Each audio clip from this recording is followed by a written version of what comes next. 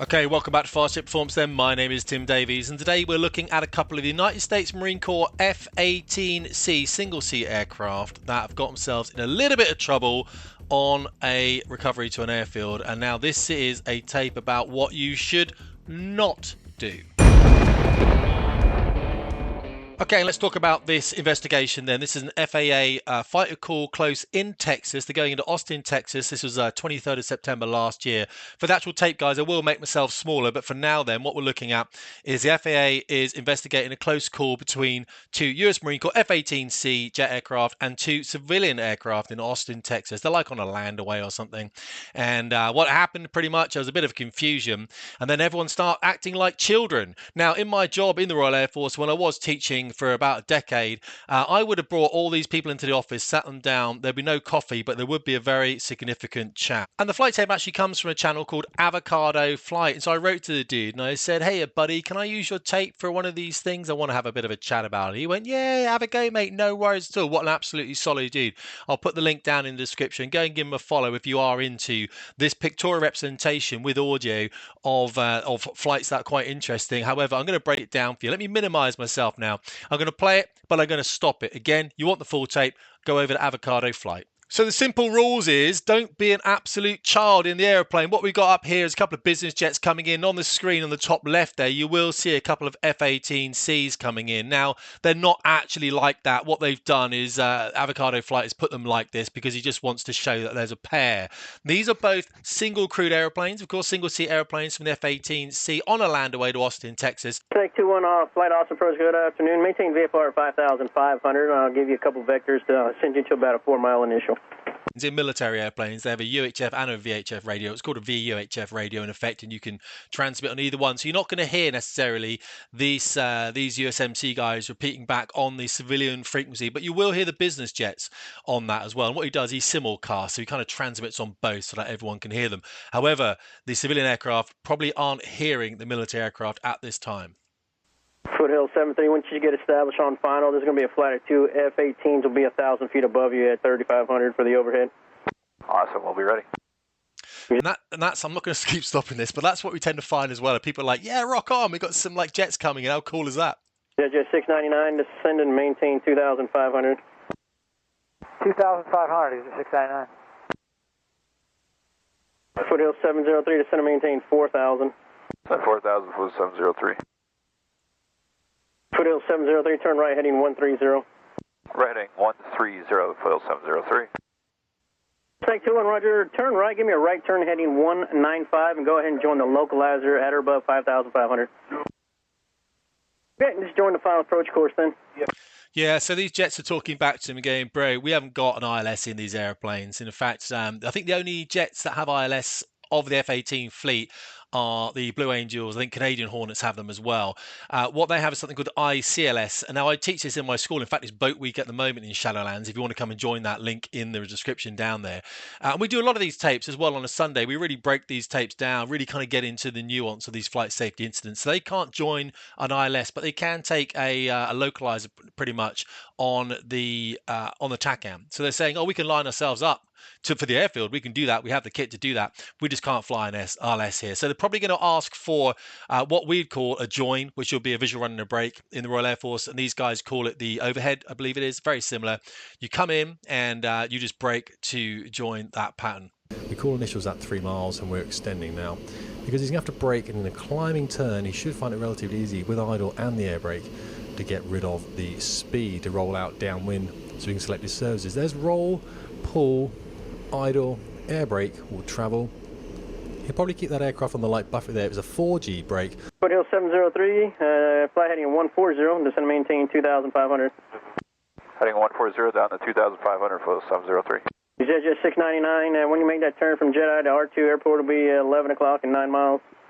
Inside, Jet 699. Jet 699, thank you. Clear visual approach running 18 left, tower 121.0. Clear visual 18 left and tower 1210. That's at 699. Foothills 703, you might see him already up here 9 to 10 o'clock there in about 5 miles southbound. Flight of two F-18s, VFR 55. I'll be looking inside Foothills 703. Snake 21 flight, just continue straight in there and maintain VFR at or above 4,500. Right, so here's another thing that's happening right now. So we've got the business jet, the 699 there. He's setting himself up for a nice visual approach. Sounds happy, doesn't he? The foothill guys are like, yeah, we're visual with them, and you can see Snake 21, the flight, a couple of A-18Cs there. It's going to be ahead of that business jet, so we're all cool in the gang. And don't forget that the military traffic does not have to be below 250 knots, below 10,000 feet. They don't have to comply with that civilian regulation. They've got dispensation because jets don't fly well below 300 knots unless they're configured for takeoff and landing. It's a really dangerous place to be for military fast jets. So these guys, I'd argue, really, with the weight of the airplanes and what they're doing, they could probably line themselves up here for quite a nice straight in. Not really too sure where they're going for the break. Maybe they know some people there or something, and they want to make a nice approach to the airfield. But don't your whole flight, basically, if you've had a great flight, then just do the easiest approach you need. Now sometimes the easiest approach is the brake, and you just run straight over the runway and you turn hard left downwind. People think it's showboating. It's not. It's the most expeditious way that we can lose speed in military fast jets. So you can see people are lining up now. But if I was looking at as an air trafficker, I'd be like, yeah, it could get busy. All right, so let's just get some clarification as to what people are doing here. Also, when people aren't on the same frequency as other people, of course, confusion can creep in. Snake 21 flight traffic, 2 to 3 o'clock and 3 miles southeastbound, a Citation. He'll be at 2,500. You'll be over top of him for the left brake. You'll be following him to the airport. Yeah, that'll be fine. I'll let Tower know. They probably just said there, okay, roger that. We're just going to come in for the break. That's probably what they said. 703 heading 145. Join the 18 left localizer. Advise airport in sight. Airport in sight. Heading 145. Foothills 703. Foothills 703. Thank you. Clear visual approach. Running 18 left. Clear for visual, 18 left, Foothills 703. Snake 21 flight, maintain VFR 3,500 now, 3,500. Snake 21, are you going to need a UHF for tower? Just maintain 3,500 and you can contact tower now, 121.0, they'll have the break for you. Have a good afternoon. Foothills 703, tower 121.0, have a good afternoon. So he's just handing guys over now from the approach freak that you're hearing them on now. This is where you just get all the longer range traffic out there onto a tower frequency. And now these guys should all be on the same frequency and they can hear each other again and everything. So at the moment, the picture is pretty good. We've got the 699 lining himself up for a nice straight in. And we've got Foothills just sitting at the back there, just watching everyone, just chilling out. And we've got Snake 21 coming in. I think the visual with the traffic ahead of them, just going to come straight in for the break, really. So no real dramas, apart from the fact my only concern here would be that the airfield's 500 feet. They're currently, Snake 21 are currently at 3,500 feet, so they're 3,000 feet. And Snake 21 really want to be down at 800 feet for the sort of carrier brake that the Hornet does. It's 800 feet, descending to 600 feet downwind. We teach it in the school, by the way. And then they're going to go down final. And they're probably going to do that brake at the end of the runway. That's normally where I would do it, at the end of the runway. Give myself some space, give myself some time. 310, Foothills 703. Tower 699 is Jedi inbound. Exec Jet 699, Austin Tower, runway 18 left, clear to land. 18 left, clear to land, is it 699? Exec Jet 699, cancel landing clearance, traffic's going to be holding in position. 699, cancel landing clearance. Career track 353, Austin Tower, runway 18 left, line up and wait. Line up and wait, runway 18 left, career track 353. So now we've thrown another ball into the juggling mix. Everything was kind of going well, and now we got this career track, which is probably like an aviation-based training school, just lining up to get airborne. So the 699, his clearance has been stopped basically, but he hasn't been told to go around. Now I'm not confused by that because he's quite long range, so he can still come down in the Royal Air Force. We come down to 300 feet, we do a high approach and go around, but he hasn't been told to do a missed approach or anything or to go around. So he's still flying his approach there. That is fine. I'm not too worried about this. If I was listening to this when I was on recovery, I'd be like, I would assume 699 probably was going to go around at this point, although he is quite rangy from the field. I might not know that in my airplane. I've just heard that his landing clearance is not a call that the British use. We don't tend to use landing clearance. We just send people around. We don't cancel landing clearance and then give it back. We just send them to go around. So I'd be a little bit confused. Maybe this is an Americanism here. Career track 353, traffic's citation, 5 mile final. Also, I just say, if someone lines you up on the runway and there's still traffic on final, I'm like, I don't know where this dude is. I'm lining up going, what's going on here? So as if I was that career track dude lining up there, I'm like, the guy's on final. Okay, I've heard you cancel his landing clearance, but I'm not happy. So I want to go. I want to get off that runway. I want to get airborne. 5 mile final, citation, career track 353. Delta 2297, contact departure. See ya. Southwest 171, turn right at Lima, contact ground point 9. Alright, Lima over to ground, Southwest 171. Austin Tower, Snake 21 Flight 2 F-18s, 3500, looking for the unrestricted altitude airspeed, break, 18 left. Crew track 353, Austin Tower, fly runway heading, runway 18 left, clear for takeoff. 18 left, fly, runway heading, clear for takeoff, crew track 353. Exec jet 699, Austin Tower, runway 18 left, clear to land. So you can see that although the F-18s are asking for an unrestricted height and speed, the guy's like, literally brake, I'm just going to get this guy out of the way first. So you clear takeoff, and the other guy, you'll clear land now. So you've got one on rolling, that career track guy's rolling. He's got a straight ahead departure. And now we can clear the 699 to land as well. We've got those tick, that's the priority. Departures and recovery is a priority. Now we can go back to the F-18s, and we can deal with their request for an unrestricted speed or brake, which I must admit, that's not something I've heard of before, of someone asking for that, and unrestricted.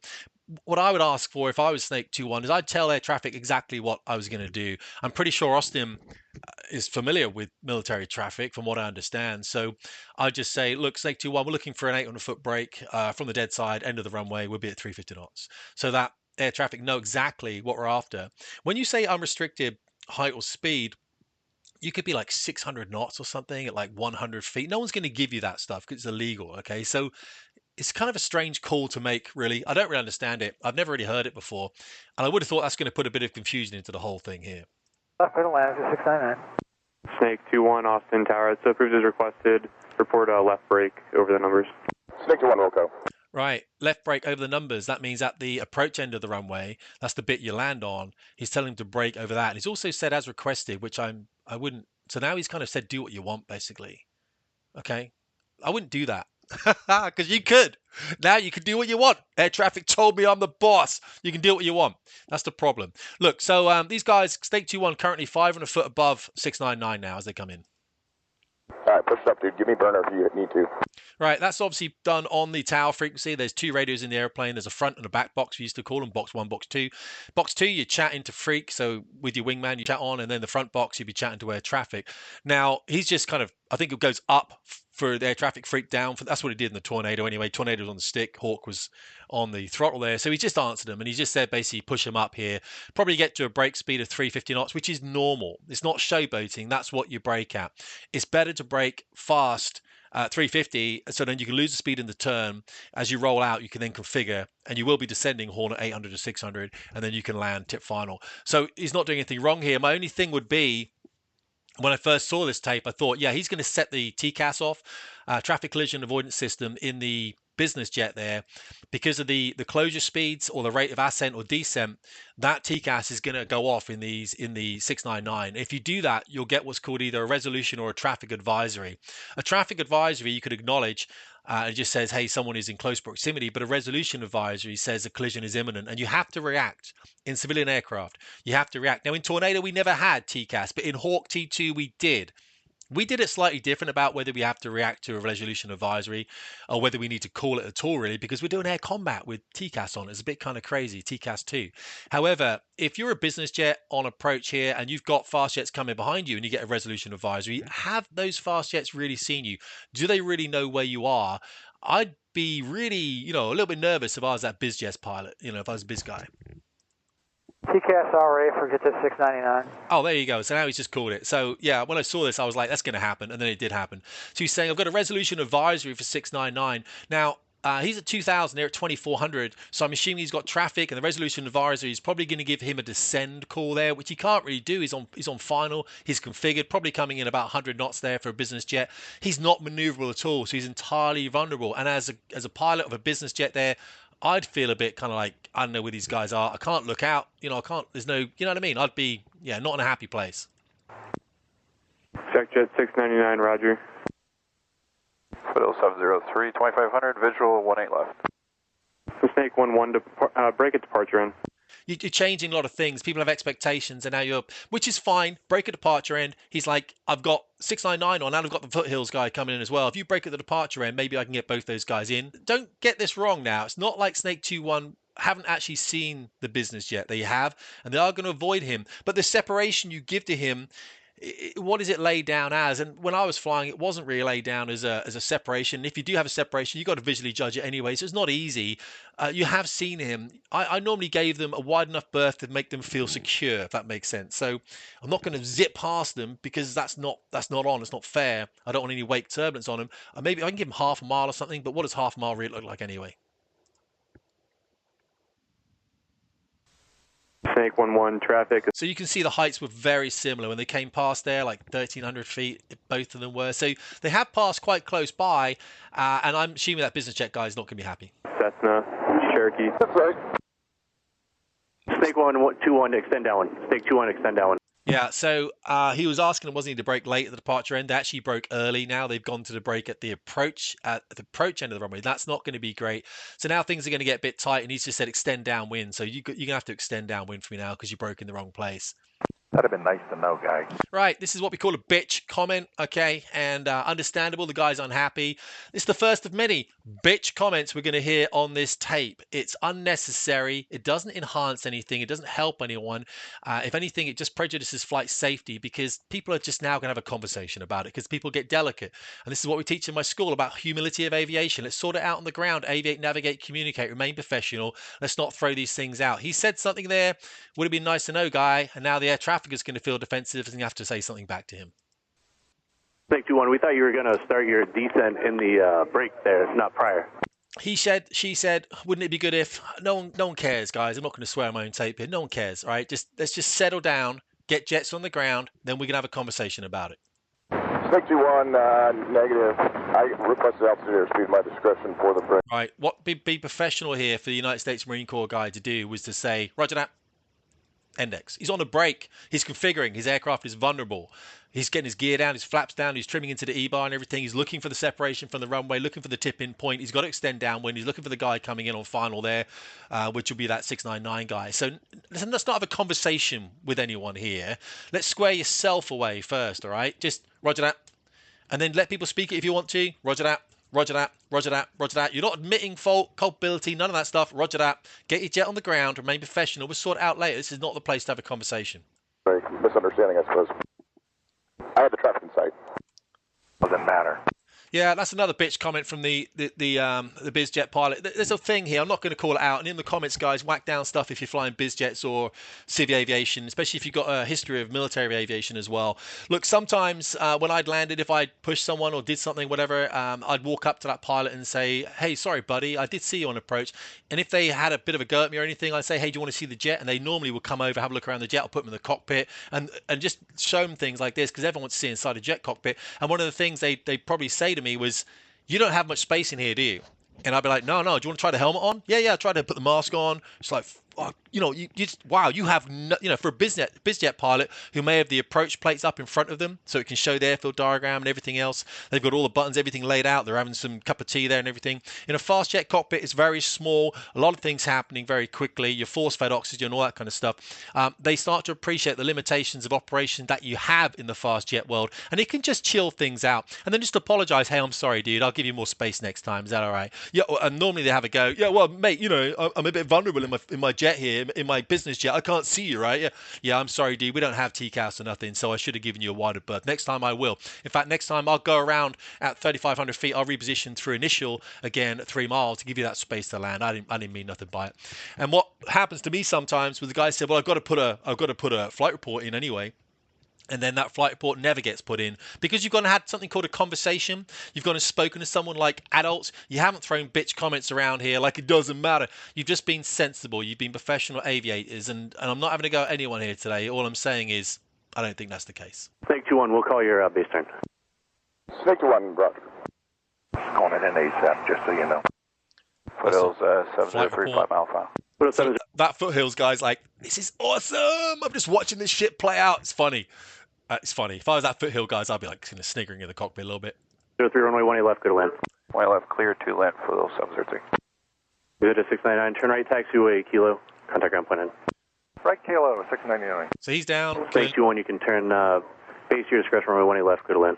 Cool. Snake 2-1, baseline discretion, 18 left. By the way, the jets aren't together at this point. He's just Avocado Flight just put them together to show they're a flight of two.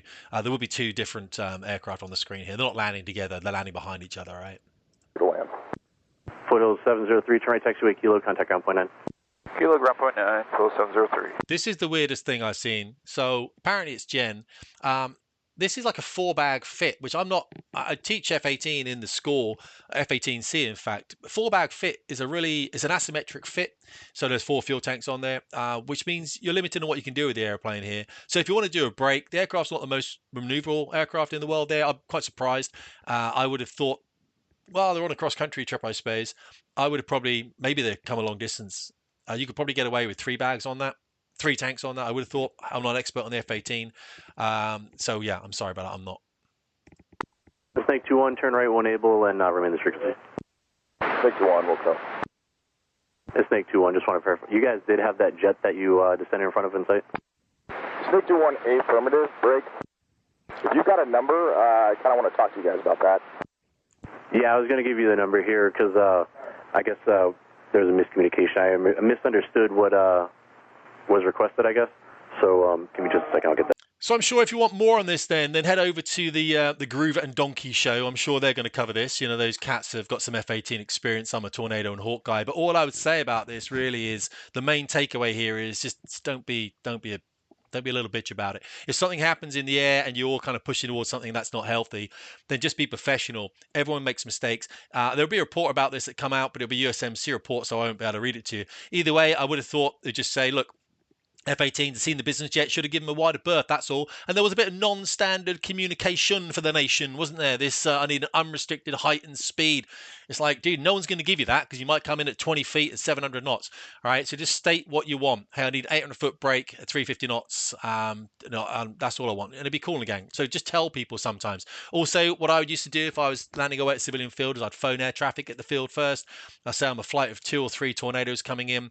This is the kind of circuit that we fly. It's 1,000 feet downwind. It's about half a mile, whatever. Just tell them what we're expected to do so it's not a surprise when we rock up there in Batwing legends acting like bosses, bust up their circuit like man-children into enough style downwind to get the jets on the ground. Obviously, like professional aviators we are. But the other thing is, just don't make this the worst part of your flight because everyone's watching. So do something very predictable when you come in, all right? Just chill out. Keep everyone safe. These business jets are vulnerable, all right? And they're slippery as tigers as well, so they need a long space to slow down. They can't slow down like jets can. Hope that was useful, guys. As I said, head over to Groover and Donkey's channel. You know where they are. I think they're called Mover and Donkey. I'm just taking the piss. Tell them I'm taking the piss out of them. They love that. They love it because they're very delicate, aren't they? These American pilots, as we all know. Go and have a look at them, guys. I really appreciate it. Join the school if you've got more of these conversations, by the way. I'll put the link down in the bio. Tim Davies, Fast Jet Performance.